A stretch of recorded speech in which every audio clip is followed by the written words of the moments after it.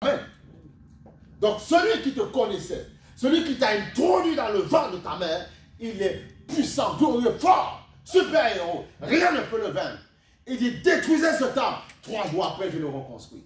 C'est lui qui te connaissait. Yahvé Jireh, Yahvé Sabaoth, Yeshua HaMashiach. C'est lui qui te connaissait.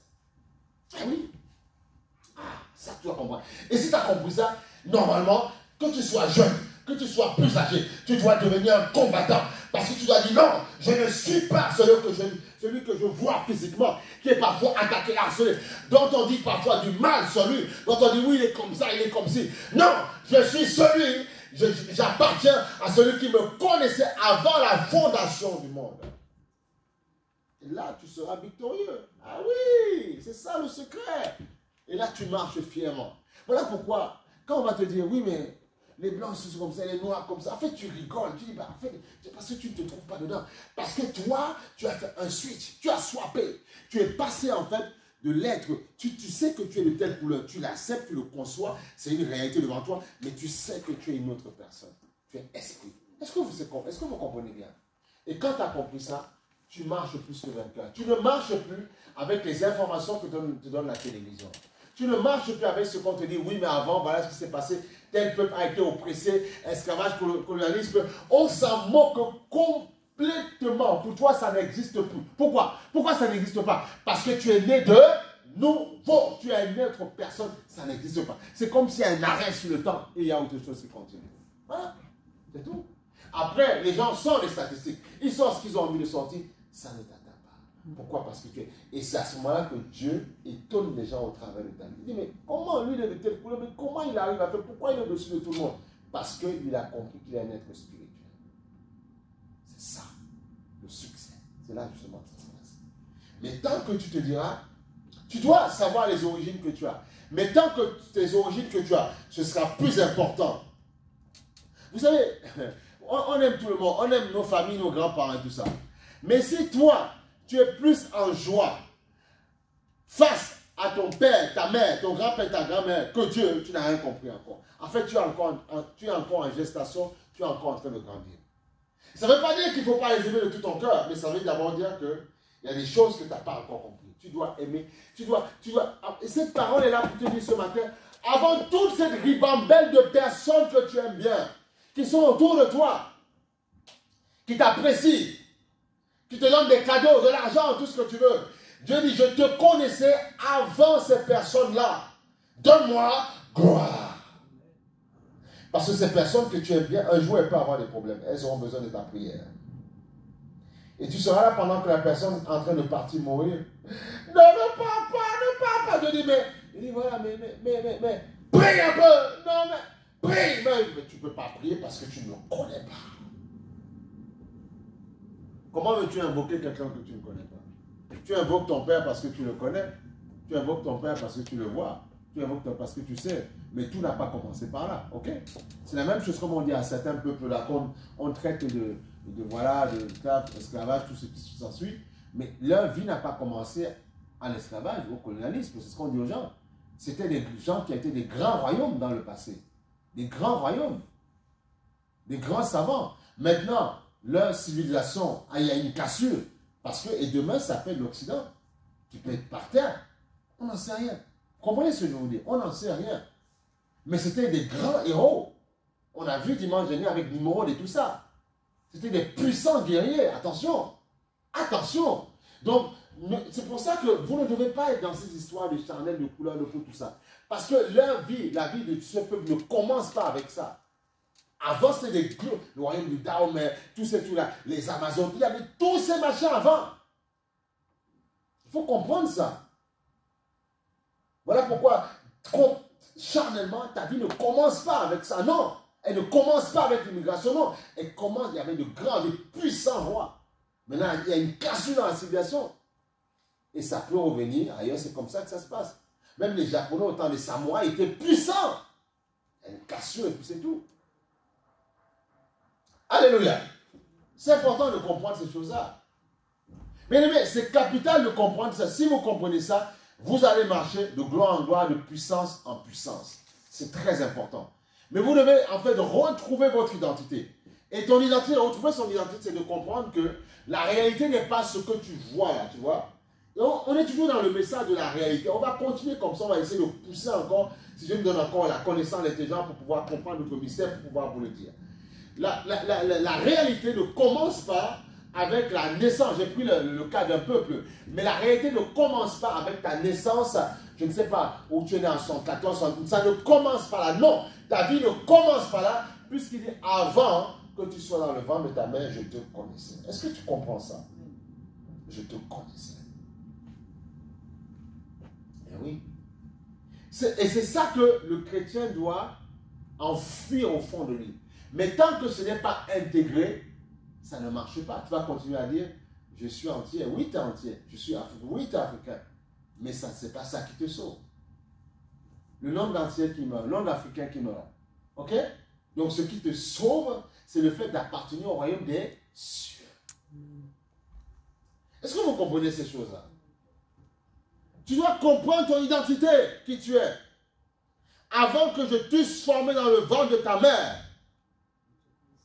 Ça veut dire que c'est lui qui dans toute cette action de spermatozoïde, d'ovulation, c'est lui il est derrière tout ce processus-là.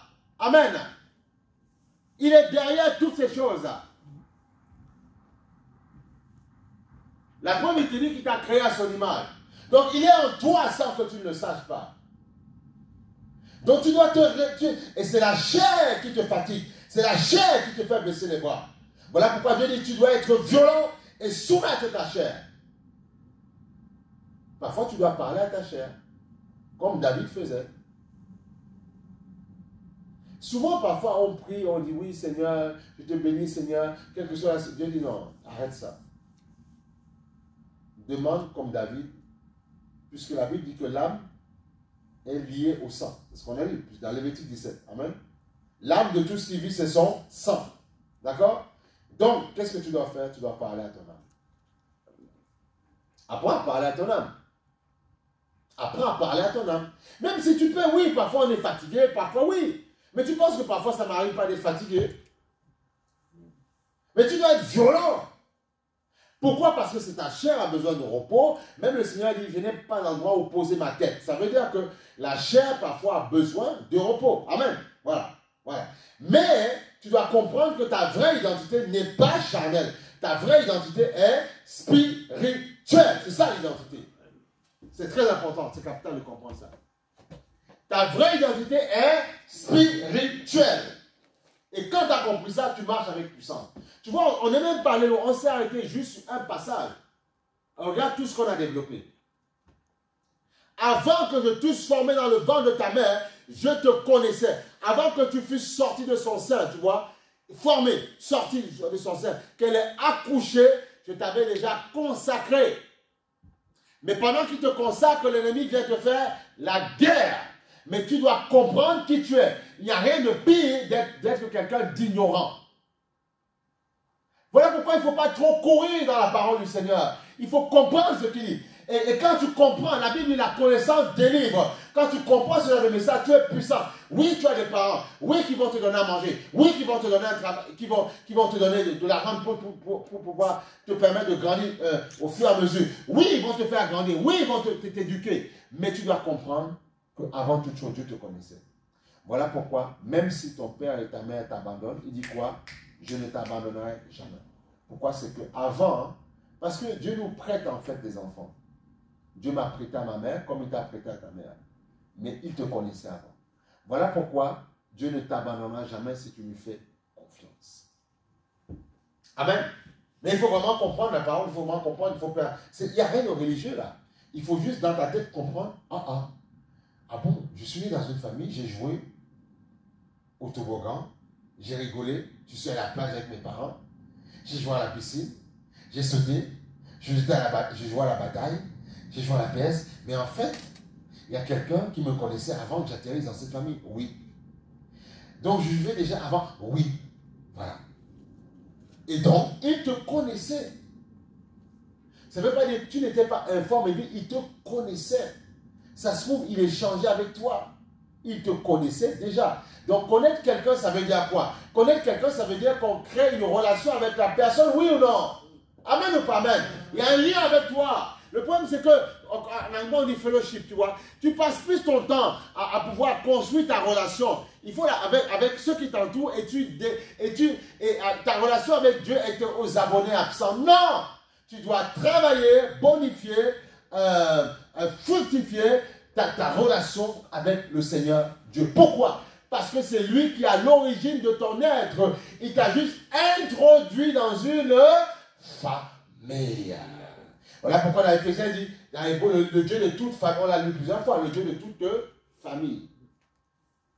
Voilà pourquoi, sachant que toute personne qui lit ce passage-là, quand il ne connaît pas encore, on comprend, mais toute personne qui lit ce passage, quand il se dit, waouh, il m'a connu avant, même s'il est un sorcier, peu importe, si on lui prêche, ça dit, waouh, il m'a connu avant.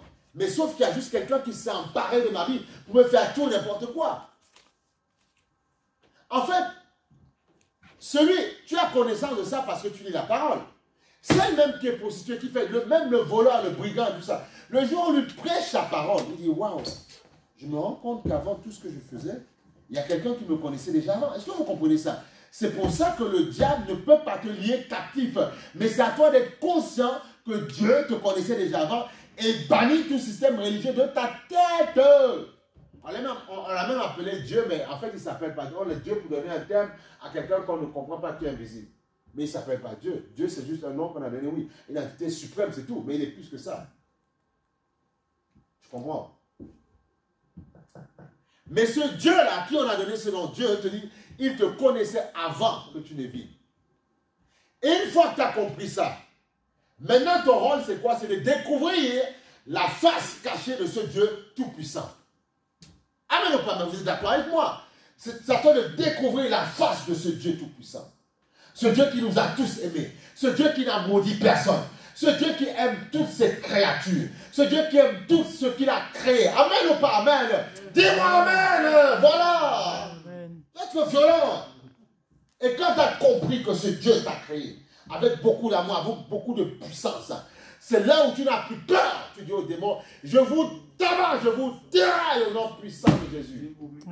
Ouais, c'est ça, je dégomme parce que j'ai la victoire. Et c'est là où tu peux dire à ton corps, mon corps soit fonctionnel, mon corps soit debout et solide, mon corps ne craque pas, mon corps, la maladie est vaincue. Pourquoi? Parce que tu sais que celui qui t'a introduit dans ce monde au travers de ton père et de ta mère te connaissait avant. Et en lui, il n'y a ni ombre ni variation. Il n'y a pas de poids, il n'y a pas de maladie, il n'y a rien. Il n'y a pas de malheur, il n'y a pas de malédiction. Alléluia.